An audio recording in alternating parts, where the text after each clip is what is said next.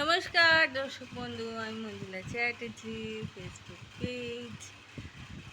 আপনাদের প্রত্যেকের বাড়িতে, আমার বাড়িতে, সবার বাড়িতে চাল থাকে। কারো বাড়ি একটু বেশি, কারো বাড়িতে একটু কম।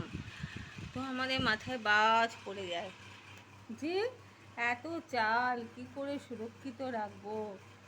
কেরি, তারপরে অনেক পোকা, শিশির পোকা, কী করবেন বলুন তো? যদি আপনারা ড্রামে চাল রাখেন, তাহলে যেরকম বিরিয়ানিতে চিকেনটা স্তরে স্তরে দেওয়া হয়, বা সবজিটা স্তরে স্তরে ঘি সবজি দেওয়া হয়, আপনারাও ঠিক ওই স্তরে স্তরে 4-5টা করে শুকনো লঙ্কা দিয়ে দিয়ে চালটাকে রেখে দেবেন। দেখবেন চালটা কোনো পোকামাকড় হবে না, চালটা সুরক্ষিত থাকবে, আপনাদের কোনো অসুবিধা হবে না। এটা একটা ছোটোখাটো